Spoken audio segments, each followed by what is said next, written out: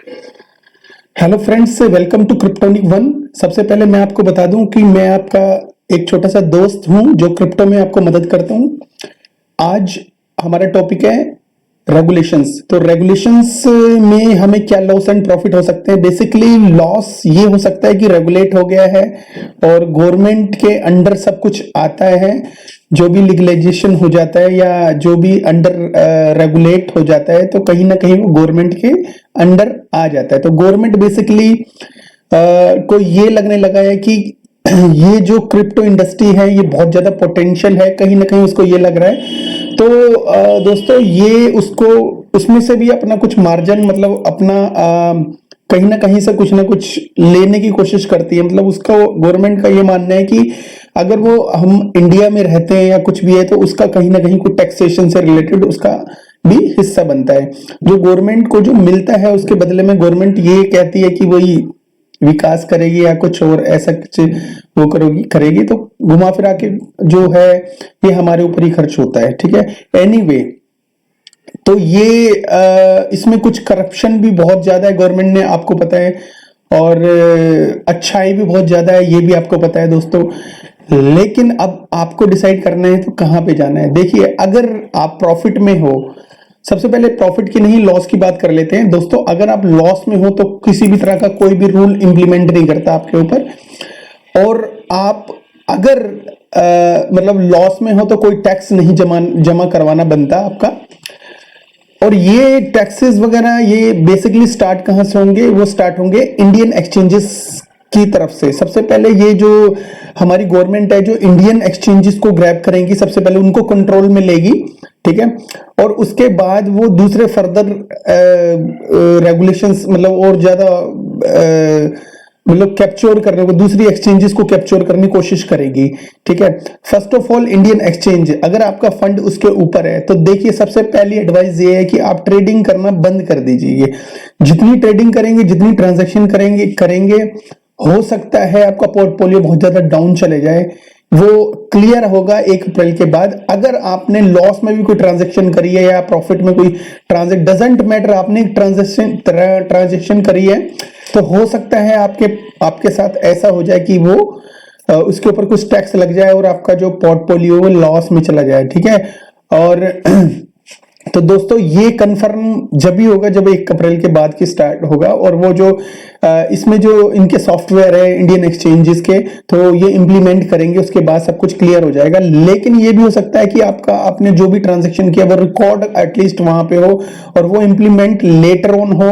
और उसके बाद जब भी इंप्लीमेंटेशन होगी उसके बाद ये लोग डिडक्ट करना शुरू करें ट्रांजैक्शन के हिसाब से। तो देखिए, ट्रांजैक्शन बंद करो, नंबर 1।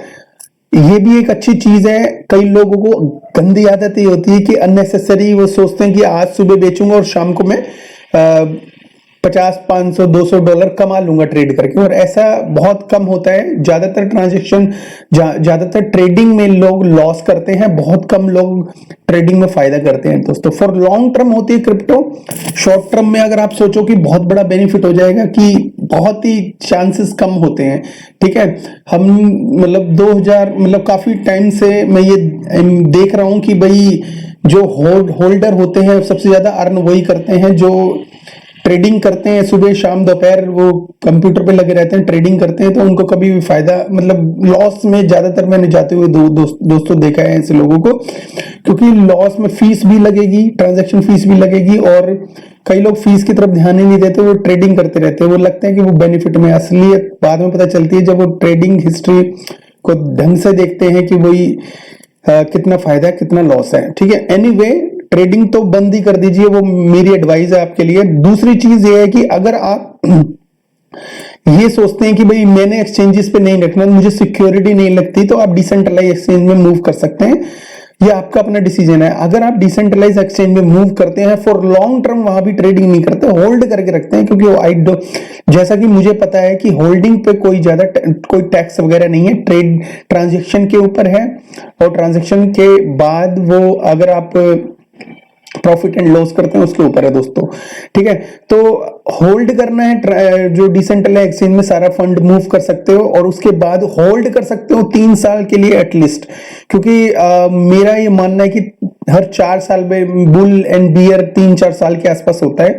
तो अभी बियर के बाद अभी मार्केट बड़ी डाउन उसमें है, और अच्छी बात है अगर इसमें रेगुलेशंस आए हैं। अगर बुल में आए होते तो हो सकता है कि बहुत ज्यादा टैक्स, आपका जो बहुत ज्यादा पोर्टफोलियो का बहुत ज्यादा भाग इसमें जा चुका होता।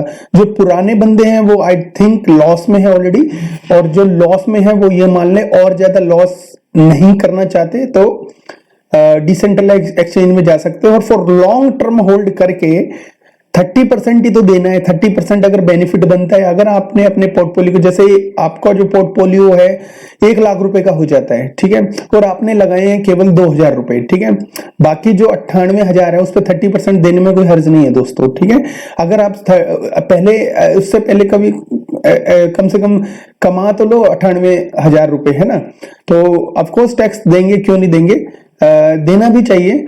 और अगर 98,000 होंगे तो उसमें से 30% देने में कोई प्रॉब्लम। 60,000 अगर लीगली आपके पास अगर व्हाइट में हो रहे हैं तो कोई प्रॉब्लम नहीं है किसी भी तरह से दोस्तों। ठीक है, तो 98 अगर 60 बाकी जो पैसे हैं आपके जो व्हाइट में हो रहे हैं तो आप क्या है रियल वर्ल्ड में यूज कर सकते हो, कोई प्रॉपर्टी कोई इनकम सोर्स बना सकते हो। फिर वो मतलब एक बार रूल रेगुलेशन के अंडर आ जाओगे तो आपको हो सकता है कि बहुत बड़ा बेनिफिट हो जाए।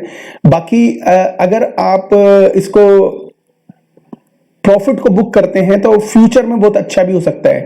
क्या पता वो वाइट की वजह से आप कहीं विदेश में आपको वीजा मिले या कुछ भी मिले, विदेश में जाए, बड़ा प्रोजेक्ट करें, बड़ी कंपनी खोलें, उसी पैसे से कुछ भी हो सकता है। मतलब आपके रास्ते एकदम क्लियर होंगे दोस्तों। ठीक है, तो मेरा मानना यह है कि हाँ देना चाहिए स्लैब में, मतलब टैक्स स्लैब में आना चाहिए, लेकिन अगर आप प्रॉफिट में हो तो, प्रॉफिट अगर मोटा है तो उसमें आपको जाना चाहिए। अगर गवर्नमेंट की तरफ से कुछ बेनिफिट्स या फायदे वगैरह अगर आ जाते हैं, आपको थोड़ा सा टैक्स थोड़ा सा कम हो जाता है, क्योंकि टैक्स बहुत ज्यादा ऑलरेडी थे, वो आपको भी पता है और हमें भी पता है कि इंडिया अभी भी महंगाई से इतनी ज्यादा लड़ रहा है, इतना ज्यादा परेशान है कि क्रिप्टो पे 30% टैक्स, पेट्रोल महंगा, डीजल, सीएनजी, हर चीज महंगी होती जा रही है, और ये 30%, मतलब ऐसा लग रहा है कहीं ना कहीं गवर्नमेंट को बस लेना ही लेना है। मतलब ऐसा फील हो रहा है कि वो देना नहीं चाह रही, लेना ही लेना, मतलब कि जैसे कि गवर्नमेंट है, जैसे कहते हैं कि सस्ता होगा, महंगाई चली जाएगी और ये हो जाएगा वो हो जाएगा। तो ठीक है, कहीं ना कहीं ये 3-4 साल में हमने लॉसेस बहुत ज्यादा देख लिए हैं। ठीक है, और आगे नहीं देखना चाहते तो प्लीज एडवाइस मानिएगा। अच्छा पोर्टफोलियो, अच्छा अगर बेनिफिट में आते हो तो टोल टैक्स देने में कोई प्रॉब्लम नहीं है। ठीक है, और मुझे पूरा विश्वास है कि गवर्नमेंट आने वाले टाइम में अपने जो रूल रेगुलेशन को थोड़ा सा इंप्लीमेंट करके तो कहीं ना कहीं एक ऐसा चीजें लेके आएगी जिससे हर बंदे को, जो क्रिप्टो इंडस्ट्री में बंदा इन्वेस्टर है, उसको फायदा होगा। क्योंकि अगर जैसा मैं आपको बता रहा हूं कि अगर गवर्नमेंट ने ऐसा नहीं किया बिल्कुल भी, तो क्या होगा, गवर्नमेंट ने क्रिप्टो से रिलेटेड कई बैड डिसीजन भी लिए, ऐसी बात नहीं है।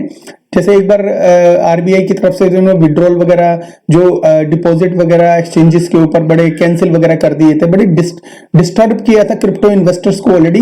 बट अब फिर दोबारा ये ऐसे ही करेंगे, 30% को इंप्लीमेंट नहीं करेंगे तो कहीं ना कहीं इन्वेस्टर नाराज हो जाएगा, और नाराज होने के बाद वो क्या करेगा, या तो इंटरनेशनल एक्सचेंज में अकाउंट बना के वहां पे ट्रेड करेगा। ठीक है, अगर फिर भी उसको कोई प्रॉब्लम होती है और उसके बाद भी दिक्कतें बनी रहती है तो वो फिर विड्रॉ ही कर लेगा, और कभी भी इस मतलब एक तो गवर्नमेंट पे विश्वास नहीं करेगा, ऊपर से कभी भी क्रिप्टो में इन्वेस्ट भी नहीं करेगा, और अगर करा तो वो हो सकता है इलीगल में वे में चला जाए। तो कहने का मतलब है कि इलीगल वे में जाना भी एक तरह से गवर्नमेंट को ही श्रेय जाएगा। क्यों, गवर्नमेंट अगर इम्प्लीमेंटेशन नहीं किया तो उसका जो टोटल जो लॉस होगा वो गवर्नमेंट को ही झेलना पड़ेगा। टैक्स तो आएगा नहीं कुछ भी, और एक और प्रॉब्लम क्रिएट हो जाएगी। तो कहने का मतलब है, और दूसरी जो मेजर थिंग है वो एक्सचेंजेस की है। एक्सचेंज को जब बेनिफिट नहीं होगा, जब क्रिप्टो का इन्वेस्टर ही इन्वेस्ट ही नहीं करेगा, डर के मारे पहले ही डर जाएगा, 30% टैक्स ऑलरेडी, तो वो पहले ही डर जाएगा। और अगर एक्सचेंजेस को वॉल्यूम नहीं मिला तो आपको पता है कि एक्सचेंजेस के खर्चे कितने होते हैं। एक्सचेंजेस के भी दोस्तों बहुत ज्यादा खर्चे होते हैं।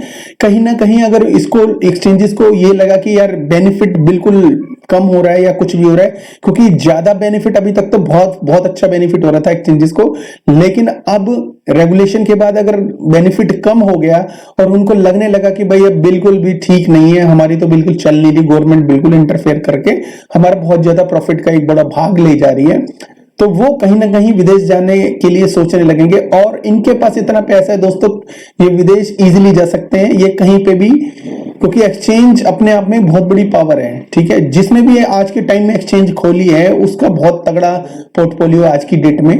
ठीक है, किसी को भी देख लीजिए, एक्सचेंज, ब्लॉकचेन डेवलपर, इन सब के पास खूब पैसा है, और ये कहीं ना कहीं इनके पास ऑलरेडी बाहर के वीजास वगैरह हैं, बाहर आते जाते रहते हैं, और इनके ग्रीन कार्ड और ये इनके लिए बहुत कॉमन बात है, ये बाय कर लेंगे सीधा 10 करोड़ 5 करोड़ देके।